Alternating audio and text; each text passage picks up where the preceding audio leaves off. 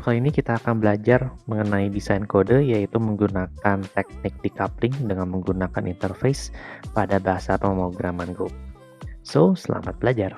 Dukung channel ini dengan menekan tombol subscribe dan juga aktifkan loncengnya untuk mendapatkan notifikasi video-video pembelajaran berikutnya. Oke, sekarang kita akan mulai dari problem statement ya teman-teman. Di sini saya punya problem statement yang hanya sebuah ilustrasi saja, yaitu Steve Bank. Nah, Steve Bank ini adalah sebuah digital bank di mana dia punya sistem namanya Piglet, sebuah sistem digital marketingnya. Dia punya database, dia expose ke API, dan nanti API ini akan dikonsum oleh berbagai macam front end. Nah, ada requirement di mana Piglet ini membutuhkan data tambahan dari sistem lain, sistem perbankan lain. Di sini saya punya namanya HEM. Sistem HEM ini agak jadul, tapi kita punya database yang perlu kita transform, ya. Kita copy, kita pindahin dari HEM ke Piglet, kayak gitu. Jadi ini adalah sebuah data transformation problem. Nah, problemnya seperti ini, teman-teman. Kira-kira kalau kalian diberikan problem seperti ini, langkah apakah yang akan kalian pertama kali lakukan? Oke, setelah kita tahu problem statement-nya apa, langkah berikutnya adalah kita melakukan breaking the problem down. Nah, di sini gunanya adalah untuk mengetahui atau mengidentifikasikan masalah-masalah apa yang harus kita selesaikan dengan urutannya seperti apa. Di sini saya sudah tulis 4 buah problem. Yang pertama adalah bagaimana cara kita melakukan koneksi ke si database yang sifatnya private di dalam HEM. Setelah itu kita juga harus mengetahui bagaimana caranya melakukan identifikasi data dan mengeluarkan datanya dari si HEM. Dan yang ketiga, bagaimana caranya untuk melakukan koneksi database di dalam Piglet, di dalam sistem Piglet. Dan yang keempat adalah bagaimana caranya untuk melakukan transformasi data dari si HEM, kemudian kita simpan ke dalam Piglet. Nah, dari 4 problem statement ini, mungkin yang akan menjadi big challenges-nya itu adalah yang nomor 1 dan 2, karena itu sifatnya di luar Piglet gitu ya. Nah, jadi kita harus breaking down problem seperti ini, dan mungkin kita akan mulai prototyping gitu ya, untuk mengetahui nanti kira-kira konsep desain approach kita untuk solusinya seperti apa. Nah, ini disebut juga dengan core problem. Nah, penting untuk bisa mengidentifikasikan core problem karena berikutnya kita akan mencoba untuk melihat dan mengidentifikasikan layer dari API design yang akan kita buat. Berikutnya kita akan bahas tentang API layer. Nah, ini penting untuk kita bisa mengidentifikasikan dan memisahkan layer-layer dari code kita. Nah, kita punya sebagai fondasinya adalah si core problem API layer, yang dimana problemnya tadi kita sudah identifikasikan sebelumnya.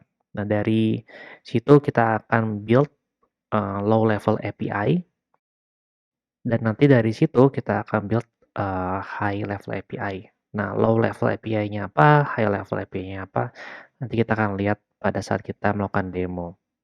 Tapi di sini saya menekankan bahwa apa sih pentingnya layering seperti ini? Karena nanti bentuk API kita, si code kita itu kan basically is a function gitu ya. Nah, fungsi-fungsi ini jangan sampai nanti dia cross layer. Karena kalau sampai dia cross layer, itu akan bikin hidup engineer yang udah susah tambah susah. Karena dia harus tes sebuah function yang logiknya berseberangan layernya. Jadi code-nya sulit untuk dites, makanya kadang-kadang butuh banyak sekali mocking di sana yang mungkin kita tidak butuh.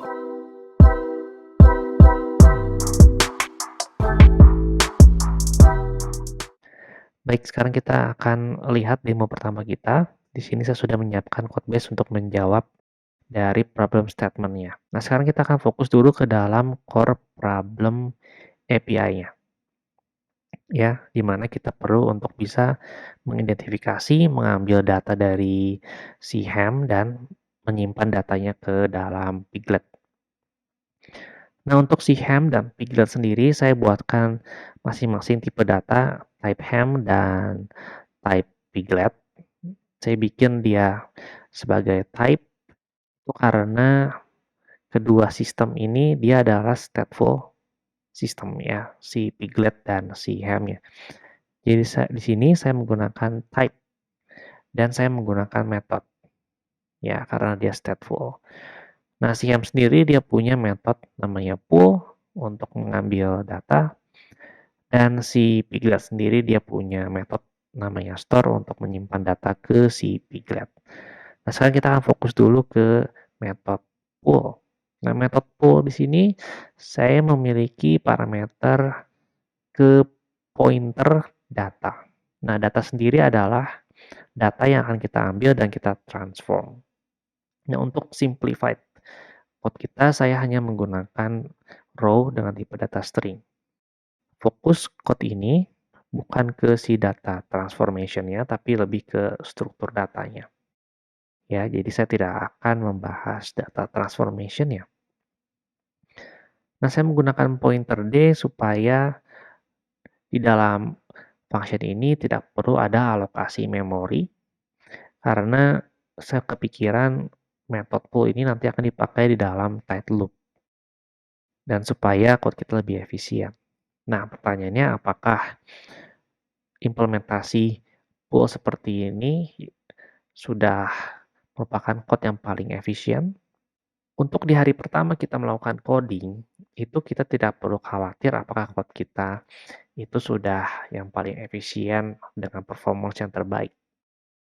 Yang perlu kita fokuskan adalah untuk membuat code yang memiliki correctness yang benar dan memiliki readability yang baik supaya gampang di-maintain dan dibaca oleh teman-teman kita yang lain dan juga memiliki precision yang tepat ya. Pastikan bahwa metode kita ini melakukan apa yang memang seharusnya dilakukan. Nah, kalau misalnya di hari-hari besok diharuskan untuk melakukan refactor karena performance, nah itu kita bisa lakukan nanti dengan bantuan tooling kita akan mendapatkan assist di mana dari code kita yang butuh di improve. Nah, untuk saat ini implementasinya di sini saya menggunakan random, kemudian saya mereturn berbagai macam error sesuai dengan random number yang saya dapatkan. Ya, ini untuk memimik behavior dari database-nya. Sementara method store di Piglet itu simple, dia cuman print out si data row-nya doang ya.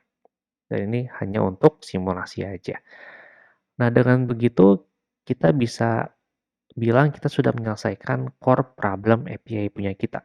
Kita udah punya metode untuk store dan kita sudah punya metode untuk pull. Nah, berikutnya kita akan lihat bagaimana cara membuat low level API-nya.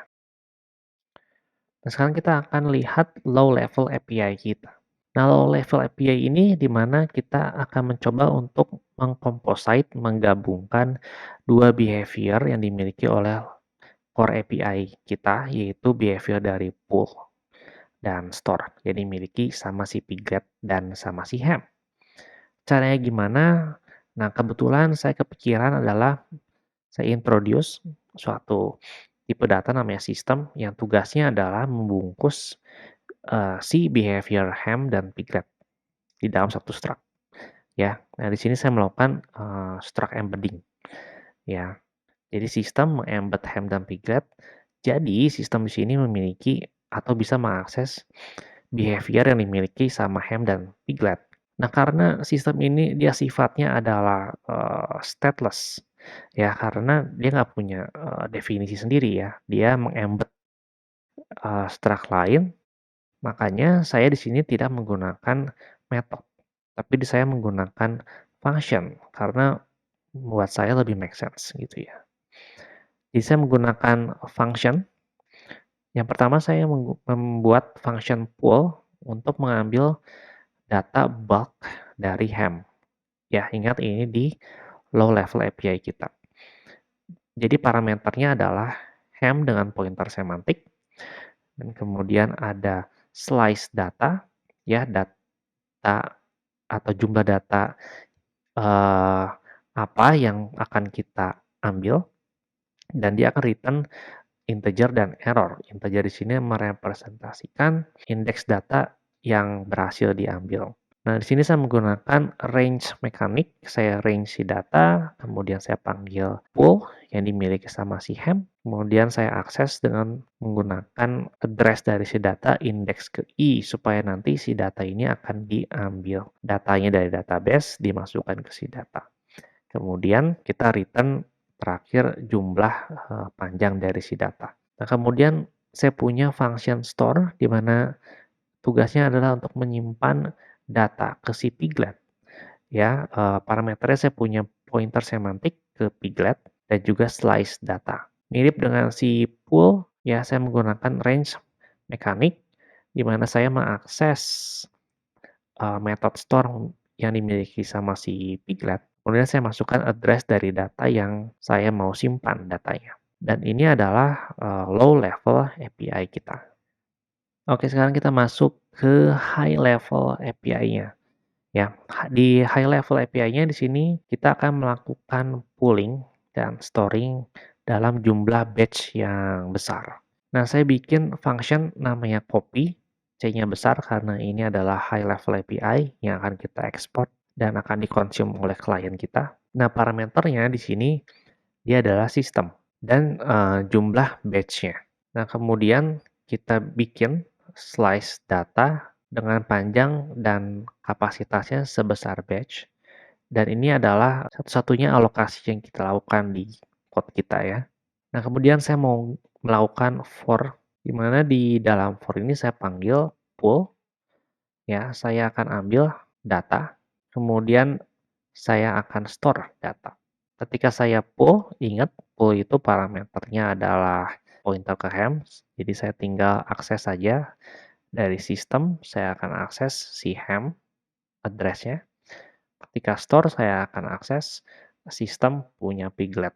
Nah, kemudian di function main-nya, di sini saya akan membuat objek dari sistem, di mana terdiri dari hem dan piglet, gitu. Kemudian saya akan panggil copy, saya akan passing address dari sistem dengan jumlah batch-nya 3. Nah, sekarang kita akan coba execute code-nya.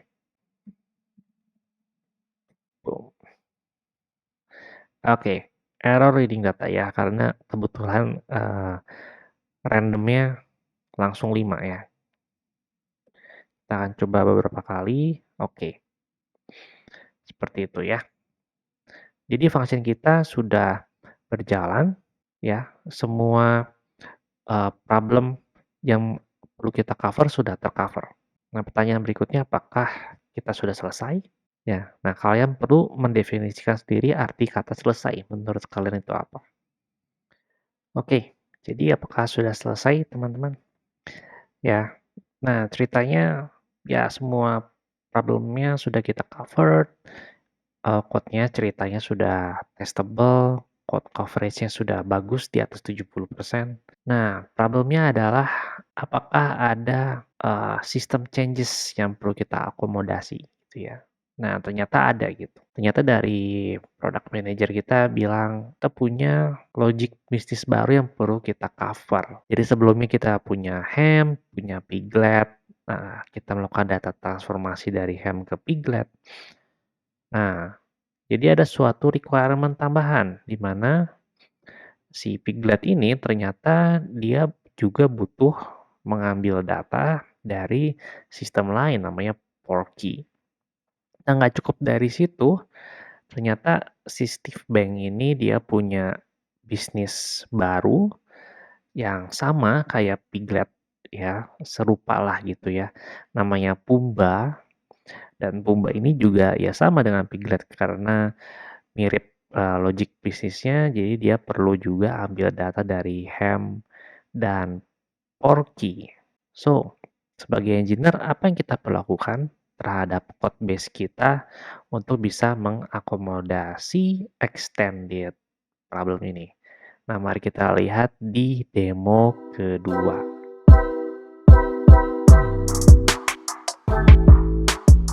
Oke teman-teman, sekarang kita masuk ke demo kedua. Nah, ceritanya kita mau mengakomodir si requirement tambahannya itu sekarang ya, daripada nanti. Ya udah kita do the changes gitu ya. Nah, kita akan melakukan decoupling. Nah, decouplingnya kita bisa mulai dari mana nih gitu ya? Dari high level atau low level. Nah, kita mulai dari low level dulu aja. Kenapa? Karena low level API, code-code-nya itu memiliki fokus yang lebih spesifik. Jadi lebih mudah untuk kita change di sana. Nah, baru dari sana kita lakukan decoupling di sisi high level layer-nya.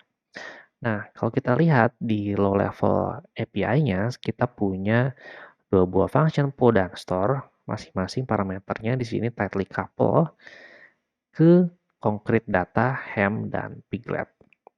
Nah, kita akan lakukan decoupling dengan menggunakan interface. Nah, di sini instead of saya panggil menggunakan ham, tipe concrete data ham, saya akan menggunakan interface yang namanya puller.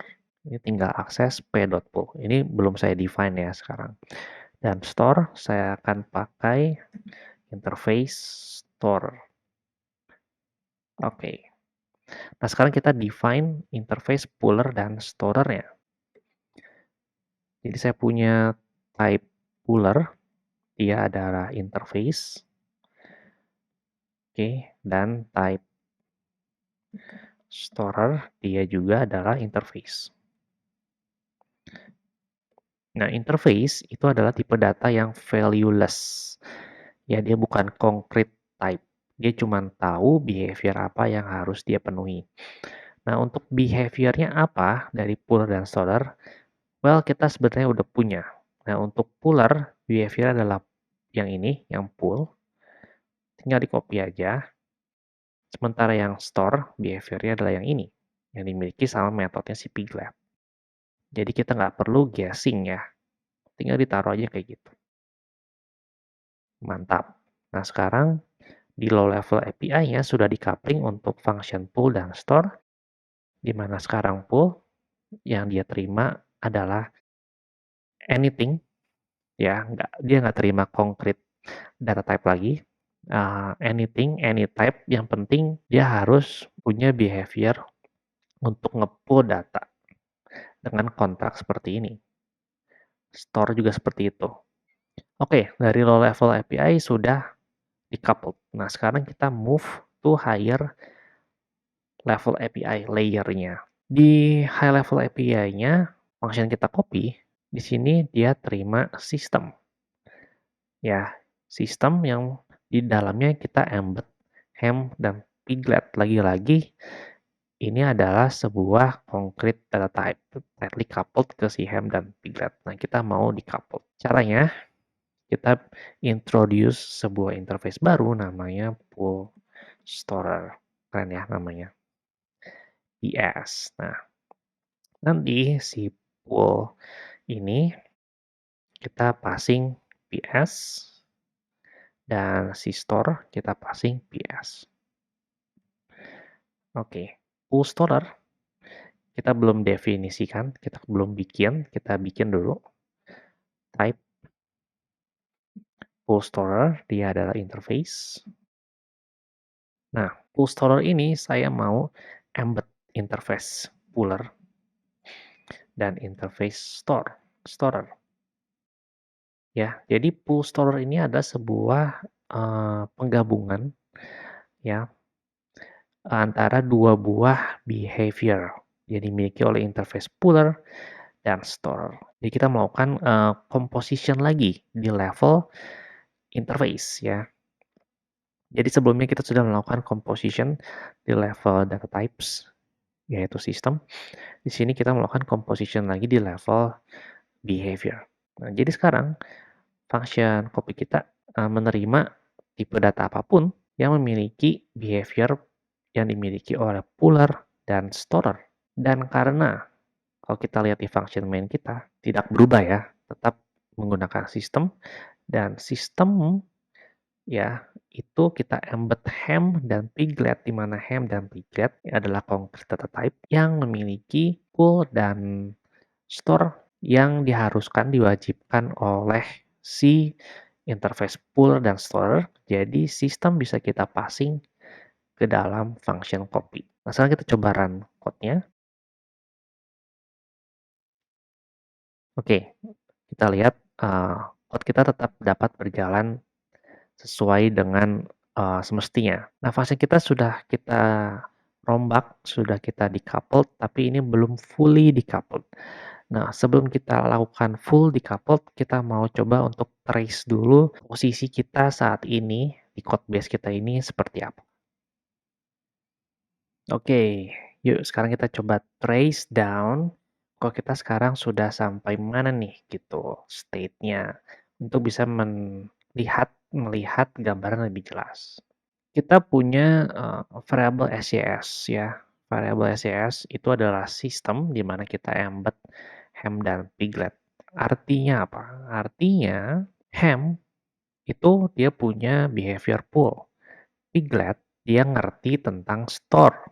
Karena kita embed di dalam SYS, maka sekarang SYS sistem itu juga jadi ngerti cara nge-pull dan cara nge-store.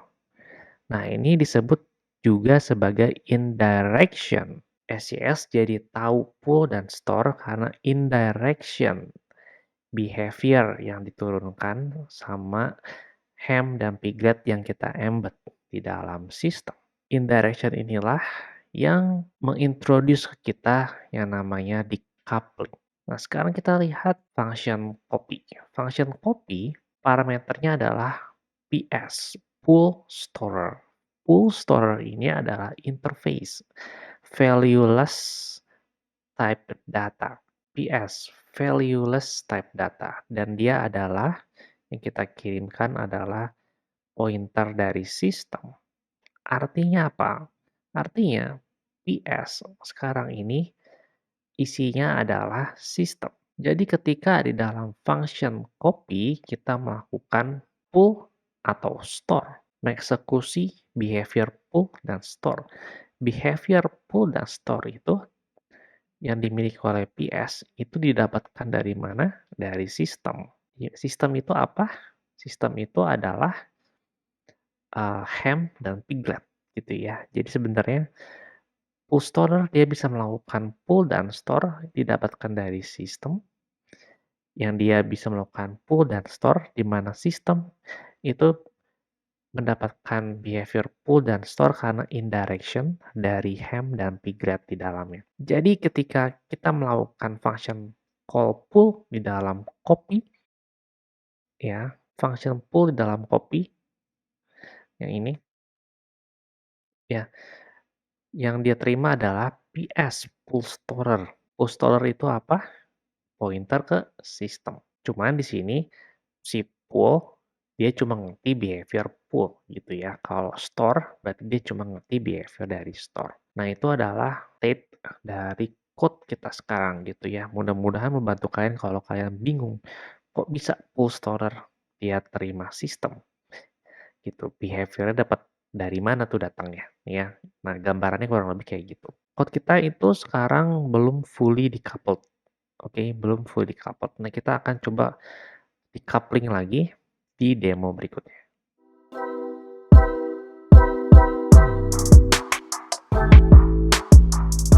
Oke, teman-teman, sekarang kita akan coba untuk decoupled, fully decoupled ya, sistem kita. Nah, kalau kita ingat, kita punya requirement, kita harus mengakomodasi si Porky dan si Pumba. Gitu, dan kombinasinya. Nah, kalau kita lihat sekarang kita punya sistem ini tightly coupled ke concrete data type ham dan piglet. Nah, salah satu cara solusi yang kita bisa lakukan adalah kita bikin copy dari si sistem. Isinya adalah kombinasi dari sistem yang harus kita integrate. Gitu ya. Nah, di sini kita pakai Porky, kemudian Piglet misalnya. Atau kita bikin sistem 3, di sini Porky ke Pumba, dan seterusnya. Nah, solusi seperti ini terlalu tedious ya. Nggak mudah untuk di-maintain, apalagi kalau nanti ke depannya lebih banyak sistem yang harus kita integrate. Jadi solusi ini bukan solusi yang mau kita approach ya. it does work, but yeah, it's not really maintainable. Jadi kita melakukan apa? Kita ubah si sistemnya, oke? Instead of dia tightly couple dengan uh, concrete data type, sekarang kita akan decoupled dengan introduce si puller dan si storer di dalam tipe data system. Nah, dengan demikian di main functionnya sekarang lebih fleksibel. Ya, lebih fleksibel kita bisa send sistem ya yang tipe datanya bebas ya, mau kombinasi Porcupumba atau kombinasi lainnya gitu. Nah, di sini kita perlu sedikit perubahan. Kita pakai address dan pakai piglet ya. Jadi perubahannya kita tinggal di main function-nya aja. Jadi kalau kita butuh sistem kombinasi uh, misalnya ham dan pumba ya udah tinggal tinggal hajar aja di sini ya. Kita nggak perlu define sistem yang baru. Nah, sekarang kita lihat function copy. Nah, function copy itu sekarang terima pull dan storer. Nah, pertanyaannya apakah akan ada implementasi pull storer berbeda di luar sistem? Kan sekarang kita punya sistem gitu ya. Nah, jawabannya nggak ada ya. Ya udah cukup sistem aja puller storer gitu. Jadi sebenarnya pull storer ini pollute ya. Kita nggak butuh sebenarnya. Jadi kita buang dan di si copy ini sekarang kita ubah ke si sistem ya, SCS sistem kayak gitu ya. Nah, sekarang kita ubah si PS, kita passing SCS dan store SCS. Oke. Nah, sekarang code kita jauh lebih readable ya, karena kita nggak perlu introduce interface yang nggak kita butuhin ya, si pull sama storer itu. Karena implementasinya cukup satu sistem dengan puller dan storernya gitu. Oke, sekarang kalau kita sudah full decoupled, nah saya akan tunjukkan dulu trace dari code kita sekarang setelah kita mengubah si sistemnya ya, seperti apa. Oke, sekarang kita akan lihat state terbaru dari code kita ya, setelah kita mengubah si sistemnya. Nah, kalau sebelumnya, saya coba pindahin dulu sini. Nah, sebelumnya sistem kita dia tahu cara nge-pull dan nge-store itu dari ham dan piglet yang kita embed. Tapi sekarang sistemnya dia tahu pull dan store dari mana? Dari puller dan storer interface, yang dimana puller dia tahu cara nge-pull dan storer dia tahu cara nge-store, di mana puller ini dia tahu cara nge-pull dapat dari ham dan storer dia tahu cara nge-store dapat dari piglet. Jadi di sini kita menambahkan layer of decoupling lagi sebenarnya ya di dalam si variable system. Nah, berikutnya kita akan lihat demo terakhir, demo keempat. Ini lebih ke arah bonus ya. Nah, kita akan lihat demo keempat.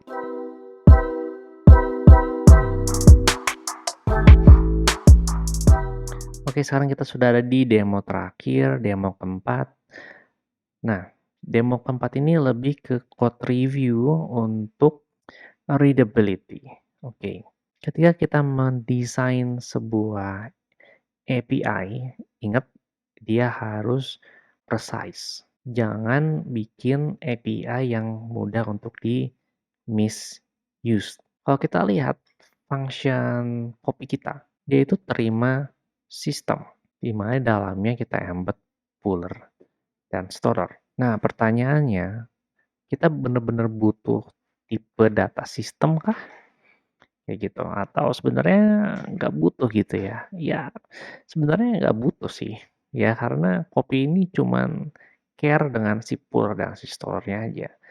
Itu akan lebih baik kalau kita bisa get rid of the system supaya kita punya readability yang lebih baik lagi dalam function ini, ya.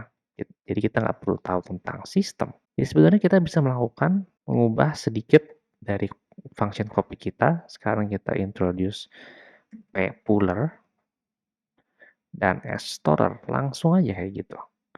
Nah, sekarang function kita jadi jauh lebih readable. Kita bisa get rid sistem ini, kita nggak butuh.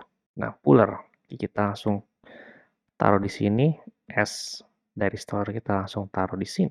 Nah, di function main-nya kita perlu rombak sedikit. Akan jauh lebih mudah dibaca. Sekarang kita tinggal introduce ham. Dia adalah si ham ini. Dan kita introduce si piglet. Dia adalah si piglet ini. Sistem, bye-bye. Ya. Kita langsung passing ham